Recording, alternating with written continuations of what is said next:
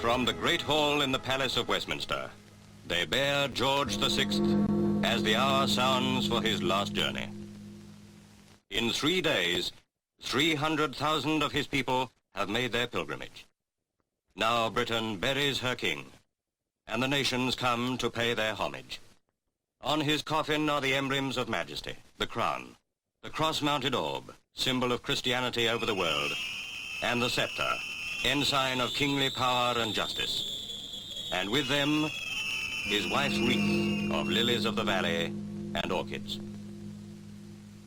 Tragic in somber black, the ladies of his house follow. The Queen Mother, and Princess Margaret, together in their grief. Out of Palace Yard, for the last time, passes George VI, whom history will name the Good.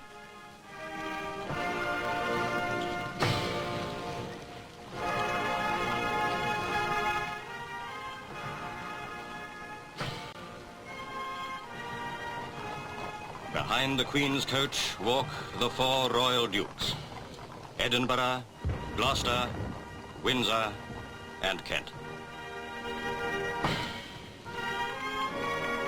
Along Whitehall, representatives of foreign states also remember those other dead who died for Britain.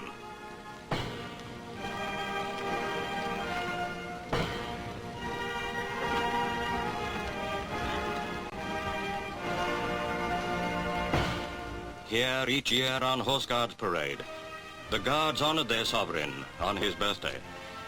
Now they march with arms reversed in mourning. In the great pageantry of death, march soldier, sailor, airman, and civilian, the great and the unknown, and the waiting people mourn.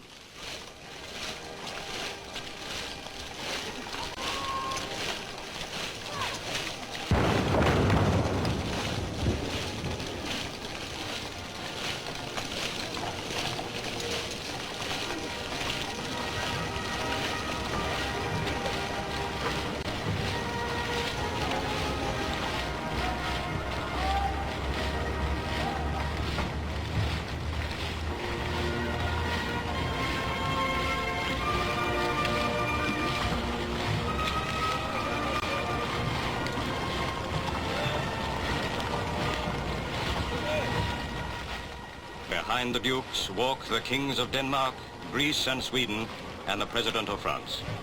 Elsewhere are the kings of Norway and Iraq and the Queen of Holland. So do the living great honor one who is great among them, and the world listens as history is broadcast.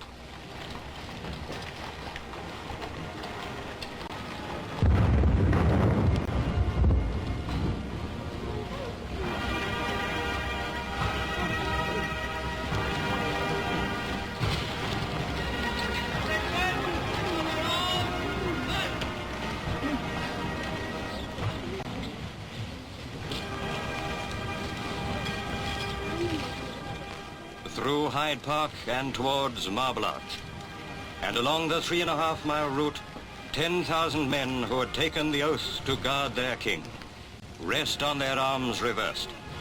Among them, the glorious Gloucesters.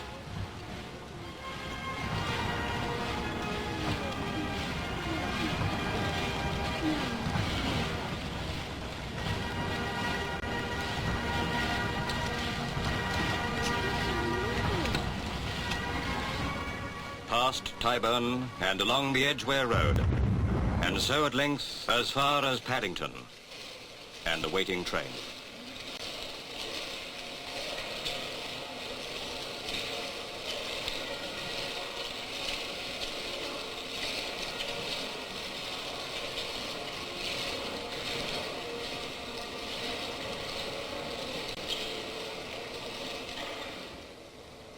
The gentlemen-at-arms, bodyguard to the sovereign, mount guard.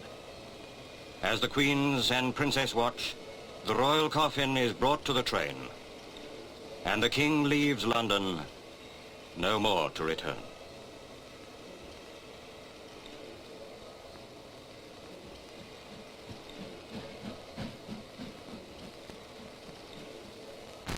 To royal Windsor, home of kings for 900 years, he comes home. Through the old town and on towards the castle the procession heads. Journey's end is near as they pass the statue of Queen Victoria, his great-grandmother.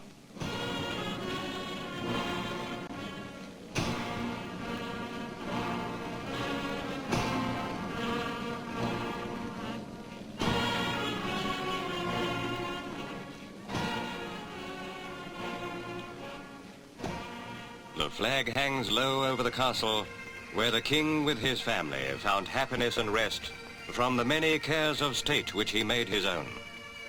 Now the pipes take up the lament.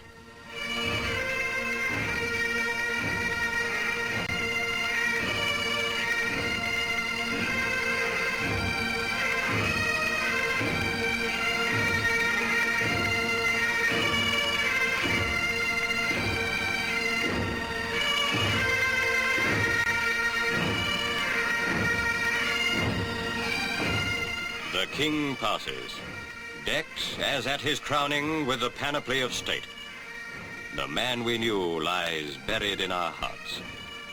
And with him ends the rule of the House of Windsor. Behind him he leaves two brothers. One of them we knew for a while as the uncrowned Edward VIII.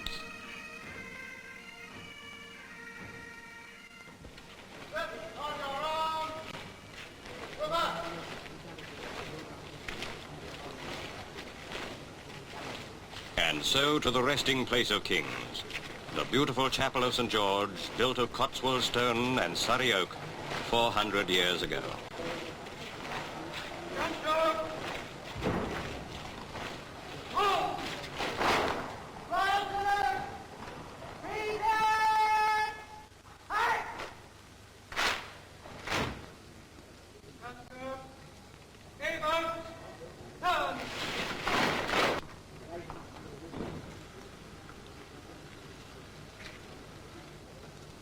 The Archbishops of Canterbury and York wait to receive the king, and the navy pipes the admiral over the side.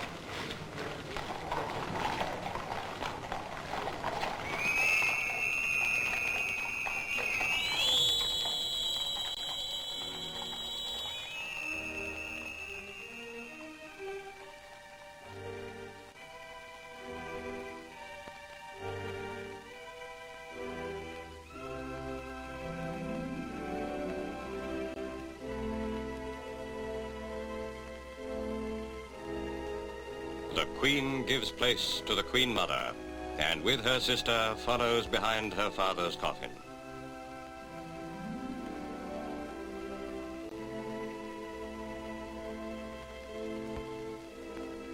At this moment, life is stilled, and there is silence in all the lands he held united in our Commonwealth. George VI passes into the keeping of the Church. From Sandringham to Windsor, the sad journey has run its course. Within the chapel, the last rites draw to their end, while without, regal in their splendor, lie mute tributes to the man so simple in his tastes.